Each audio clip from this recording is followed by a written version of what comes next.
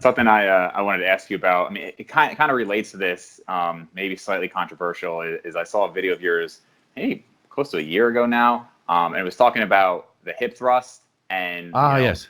And everybody obviously knows there's somebody who has gotten very popular regarding the popularization of the hip thrust, and I think you have some significant disagreements there. So if you're willing to, I'd like sure. to delve I'll dive into that. And yeah, we're talking about Brett Contreras, the glute guy. He's a friend of mine. And yeah, we have some different viewpoints here, and we can discuss them openly. We're actually, I think, a lot more on common ground than most people believe we are. My issue is because if we look at, so this comes back to leverages again, basically, and actually some of the research that Brett has produced recently reinforces my statement. So now I'll dive first into that aspect of it, because so many people, my issue is not really with the hip thrust, but with strength athletes using the hip thrust, thinking that they're going to develop more power for squatting and deadlifting, which I say is not going to happen. And more research now is saying that.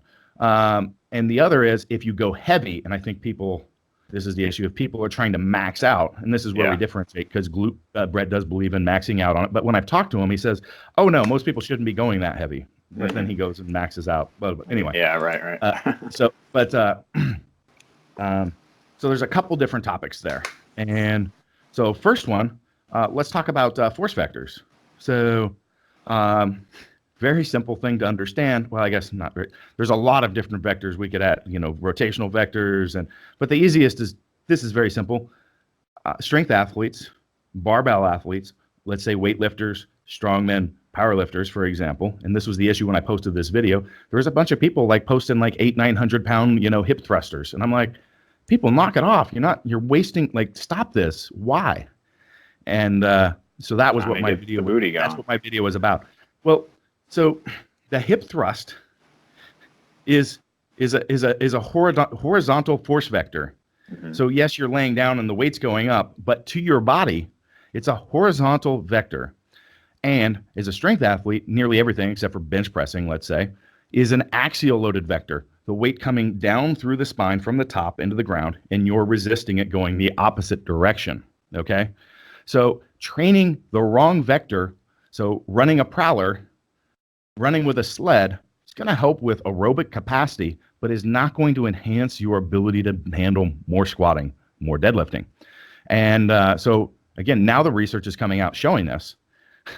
A hip thruster develops your ability to sprint faster, horizontal vector, to jump farther, horizontal vector, but not enhance the ability to squat or deadlift more. Did they look at vertical jump? They did. And I don't believe it had an effect on the vertical jump either. So it's a horizontal force vector. So understand your vectors that you want to train. Okay? So if I'm a strength athlete, let's think about this.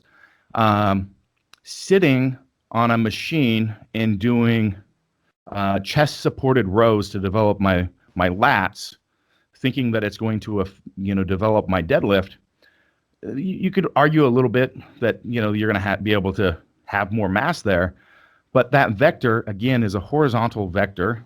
It's a front to back vector, but a bent over barbell row is going to transfer much better. It's a bit of a mixed vector there, because we've got a little bit of a horizontal and a little bit of axial, but now we've got more of an axial bias in there. Not saying that's always the case, because hey, I need to look at my overall programming methodology and my frequency of my amount of axial loaded movement. And if I have too much, maybe that's where I need to pull a barbell row out and go with something that's less. But understand the differences that's going to have in your training and where it's going to carry over to. And I think it's really important for anybody that deals with athletic populations to understand and look at force vectors. Sure. Yeah, that is interesting. So the second part of that is the length from the hip to the knee and the length from the hip to the shoulder, okay? And how far those levers are. And so when you put a barbell across your hip and go to try to extend your hip, if you are an 800-pound deadlifter and you're doing an 800-pound hip thrust, it's impossible that you can maintain good spinal position. So you may be training the glutes independently, but you're not training the glutes how they should be working with good core stabilization, all that intra-abdominal pressurization, like all the thoracico-lumbar musculature and the abdominal musculature and the activity of the diaphragm and against the pelvic floor, like all that, along with the rotation and alignment of the hip joint, and then how the glutes are engaged and working with all that together. Mm-hmm. It will not happen because you will be in a rotated position at the pelvis. You'll be in, what is that, anterior or posterior? No, that's anterior. You'll be tilted anteriorly. You'll be in an extended pattern through the torso. It will happen. It's simple fact. And I demonstrated this in that video, or maybe a second follow-up video, where I took a weight and hung it off the two distances like that and used tension meters to pull it apart. And I think my math came up to basically anything, if you're an 800-pound deadlifter, well, let's just say, for easy math, 1,000-pound deadlifter, mm-hmm. You can only do a hip, you could only do the same. So the force at the hip to reach full extension is 300 pounds. Wow. So quite a bit less. So if you're going over 3 plates, and then maybe you're not maintaining position. Maybe you're not training the glutes in an athletic development pattern. Maybe you're just building a big booty. And that's what Brett's clientele is looking for. So right. Brett is 100% on. Mm-hmm. And so my argument is, don't train super freaking heavy on the hip thruster. Guess what? I do them for you go on my subscription site for corrective movements, and you'll see various different, versions of it when we're working on people that are struggling with hip extension, glute engagement, all this sort of stuff. But we're typically doing body weight type stuff or very limited resistance. Now, in a situation like that, I guess two things I would wonder. I mean, so for one, for the people who are doing it for, glute hypertrophy, it seems like it's okay then to go a little bit heavier. Yeah.